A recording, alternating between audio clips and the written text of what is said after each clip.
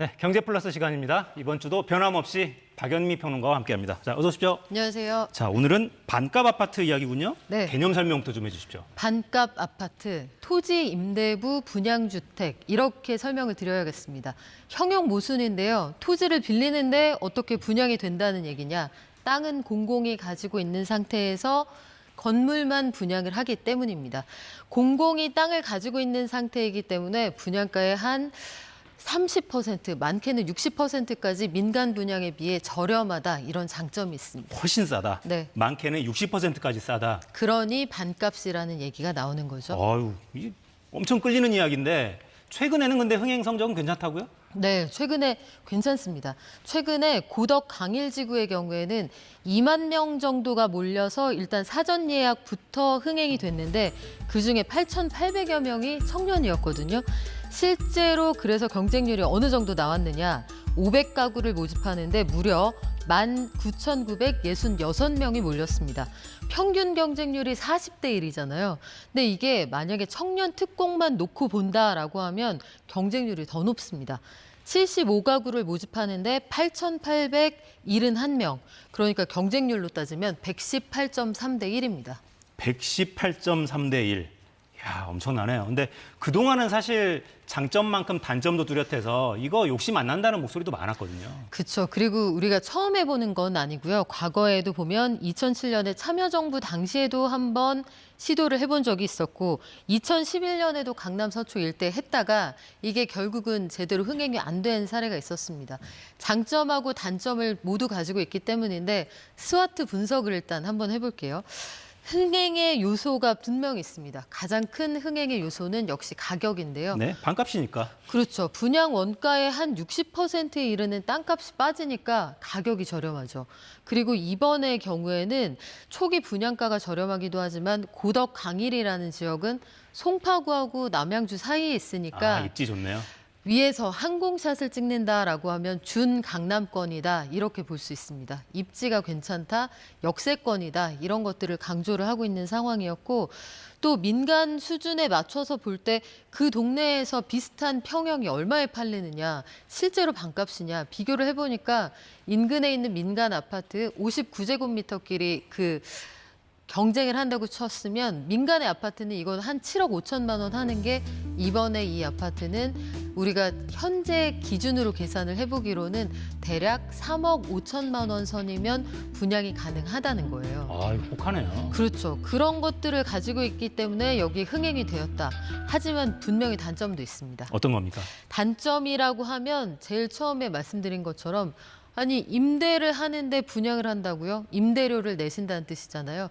땅값 월에 40만 원씩 임대료를 부담을 하셔야 돼요. 그러니까 내 집에서 약간 월세 사는 느낌? 이런 느낌이 있으시다는 거고. 내 집에서 월세. 두 번째는 그 의무거주 기간이 깁니다. 10년 동안 무조건 여기 살아야 된다는 얘기예요.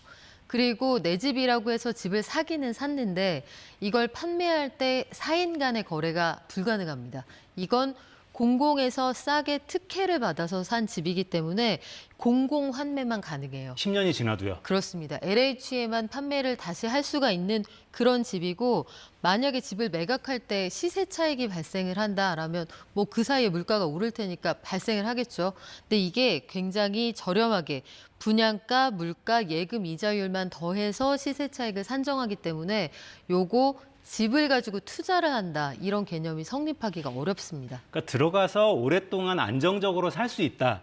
꽤 좋은 입지에 괜찮은 집에 오랫동안 살 수 있다. 이거 말고는 투자 가치 뭐 이런 거 생각하면 들어갈 수 없는 조건이네요. 그렇죠. 건물의 소유권만 있기 때문에 말씀하신 것처럼 재건축도 어렵고요. 또 과거에 2007년, 2011년에 왜 안 됐느냐. 그때도 보면 2007년에 분양했던 그 집은 군포 일대였거든요.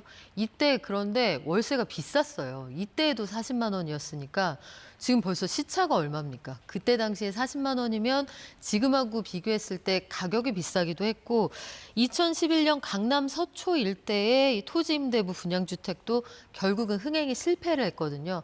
아, 여기다 샀다가 나중에 시세 차익도 없이 그냥 나가요 해서 이런 것들을 조금씩 고쳐 나가겠다 계획은 가지고 있는데 어쨌든 현재 청년층은 그래도 서울 사대문 근처에서 이 3억 5천만 원짜리 내 집이 어디냐 이렇게 받아들이고 있습니다. 아유, 그건 그렇죠. 그건 그렇죠. 근데 이제 집을 마련할 때는 좀 직장 가까운 곳에 조금이라도 더 안정적으로 네. 이사 걱정 없이 오랫동안 살 수 있는 집을 찾기도 하지만 다른 한편으로는 분명히 재테크라는 생각을 모두들 다 하잖아요. 그쵸. 그런 단점들을 고치지 않으면 이게 장기적으로는 계속 흥행이 되겠어요, 이게. 이게 단점을 그래서 보완해 나간다는 게 공공부문의 입장인데요. 전매 제한 기간을 10년에서 좀 짧게 줄일 수도 있다. 그리고 시세 차익에서 소유주가 가져갈 수 있는 부분을 좀 늘리겠다. 네. 시세 차익의 한 70%까지는 가져갈 수 있는 방향으로 하겠다라는 건데 이게 또 나중에 논의 과정에서 어떻게 달라질지는 좀 지켜봐야 합니다. 당초에 이 집이 어떤 목적으로 만들어진 집이냐, 당초에 주었던 혜택에 대해서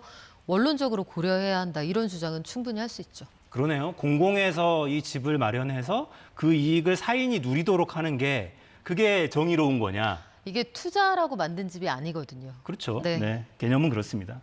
자, 최근에 전세 사기 때문에 워낙들 네. 잡음이 많고 정말 극단적인 선택을 하시는 분들까지 나오니까 진짜 걱정인데 요 이야기도 좀 해보고 싶어요. 일단 보호 방안들은 많이 내놓고 있잖아요. 네, 그렇습니다. 요 방안들은 잘 좀 작동하겠습니까?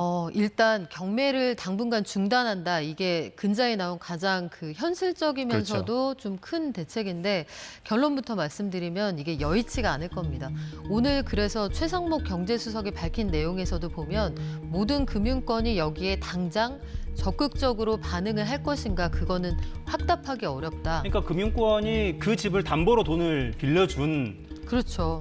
그 주체인 건데 그러면 이 자기 권리를 일정 부분 유예해야 되는 거잖아요. 포기까지는 아니어도. 그렇습니다. 금융권 입장에서도 어디에선가 돈을 떼와서 돈을 빌려주어서 여기에서 다시 회수를 해야 하는데 이 과정에 문제가 생겼다면 이 가지고 있었던 채권에 대한 추심을 할 수 있는 게 법적인 권리거든요. 그런데 여기에서 이걸 하지 말았으면 좋겠다라고 정부가 일종의 읍소 혹은 요청을 하는 건데 관련해서 지금 걸려있는 금융기관이 131곳 그리고 은행권은 2곳뿐이고요. 나머지는 다 제2금융권이기 때문에 이자가 굉장히 높고 그래서 채권 추심이 조금 더 혹독할 가능성이 있고 이런 가능성들을 두루 고려해야 한다는 겁니다.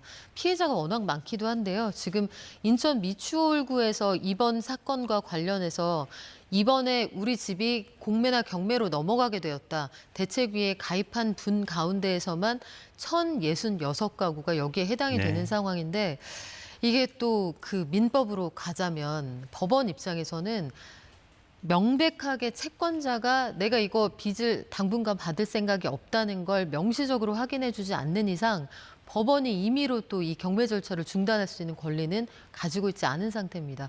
현장에서 안타까운 사정과 실질적인 법적인 유권 그리고 다른 피해자들과의 형평성 이런 것들을 참 복잡하게 고려해야 하는 사안입니다. 그러니까 일단 경매법원으로 넘어가 버리면 말씀하신 대로 네. 채권 채무의 관계가 있고 그렇죠. 추심이라는 절차가 법으로 보장돼 있기 때문에 쉽지 않을 것 같고 그럼 이건 어때요 그러면 공공에서 매입해서 임대하는 공공 매입형 임대 제도가 또 원래 있잖아요. 그런 형태로 가는 건 안 됩니까? 있는데 지금 최근에 있었던 수육 칸타빌이라는 곳을 LH가 사들여서 이거 공공임대용으로 매입했습니다. 무려 분양가보다 12%나 깎아서 샀습니다 했을 싸게 때 잘 샀습니다 했죠. 굉장히 여론의 질타가 있었단 말이죠. 집값이 이렇게 뚝뚝 떨어지고 있는 와중에 추가로 더 떨어지는 집을 그 돈 주고 사?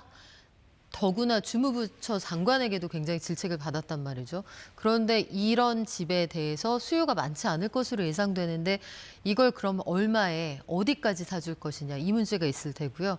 특별법을 제정해서 이렇게 대규모 사기 피해자들을 구제하자는 주장도 있습니다만 이게 기존에는 개별 피해자들은 이렇게 구제한 사례가 아마 없을 거라고요. 그래서 형평성의 문제 그리고 한 사람에게 여러 사람이 피해를 당했을 때 이외에 모든 사례를 다 구제할 수 있을 것이냐 2년치를 구제할 것이냐 이거 굉장히 복잡한 문제입니다. 생각보다 그렇게 쉽게 해결되기는 좀 난망한 그런 과제입니다. 네. 네. 자 그러면 박영민 평론가가 생각하시기에 그나마 이게 좀 현실적이지 않겠냐 네. 이렇게 제시하실 수 있는 게 좀 있겠습니까? 뭐 어떤 경우에도 대증요법밖에 될 수 없겠고 떼인 보증금을 누군가 들이지 못한다면 해결이 안 되겠지만 일단 제일 중요한 거는 이분들이 내가 원하는 게 뭔지를 찾아낼 때까지 안정적으로 주거할 수 있는 곳을 제공하는 일일 텐데 일단 길거리로 내몰리진 않게. 그렇죠. 어떤 경우에도 내가 퇴근하고 집에 가서 발 뻗고 누울 자리가 있다. 이거에서 시작하는 거하고는 얘기가 다르거든요. 근데 지금 제공한다는 집이 원룸이라고 하는데 가족의 규모 등등 여러 가지 고려할 때 이게 맞아 들어가지가 않는다는 거예요. 그 평수가 약간 넉넉한 곳들은 경쟁을 시킨다는 거죠. 피해자들끼리. 이렇게 되면 이 사안에서 극단적인 상황으로 몰리는 피해자가 좀 더 나올 수 있습니다. 일단 사람이 살게 해주고 대책을 마련해서 실효성이 있다는 느낌을 갖게 될 때까지 불안해하지 말고 살아라. 여기서부터 시작하는 게 옳지 않을까 싶습니다. 네. 자, 대책위에서는 이런 요구들을 하고 있어요. 일단 경매로 넘어간 것들 절차라도 좀 중단해달라. 우선 내가 매수할 수 있도록 좀 해달라. 이런 요구들을 계속 하고 있는데요. 현장에서는 이게 잘 작동하지 않는다. 정부가 대책을 내놓지만 경매 절차는 계속 진행 중이다. 네. 이런 이야기도 계속 나오고요. 자, 아까 우리 이야기했던 반값 아파트. 이게 진짜로 좀 물량이 충분하면 정말 많으면 사실 이런 데로 몰려가지 않을 거잖아요. 젊은 분들이. 이게 개인의 성향에 따라 다를 수 있겠죠. 다를 수 있겠지만 전세가 이렇게 불안한 금융상품이 되어버린 와중이라면 분명히 수요가 있을 것으로 봅니다. 이번에 고덕 강일이 흥행을 하면서 정책도 하나의 그 대여론, 그리고 대중을 향한 상품이잖아요. 이게 흥행을 했다면 2탄, 3탄이 충분히 나올 수 있고요. 앞으로 한 5만 가구까지 늘려가겠다라고 하니까 상황을 좀 지켜보시면 기회가 올 것 같습니다. 5만 가구가 다 서울에 다 제공이 되는 겁니까? 일단은 수도권 안에 그 정도를 제공을 몇 년 해보겠다라는 동안이요? 계획을 가지고 있는데 입주는 이제 끝나봐야 알죠. 네. 계획은 좋은데 빨리 좀 진행됐으면 좋겠네요. 자, 박예민 평론가는 다음 주에 뵙겠습니다. 고맙습니다. 네, 저는 내일 돌아옵니다. 4시엔 다사건건.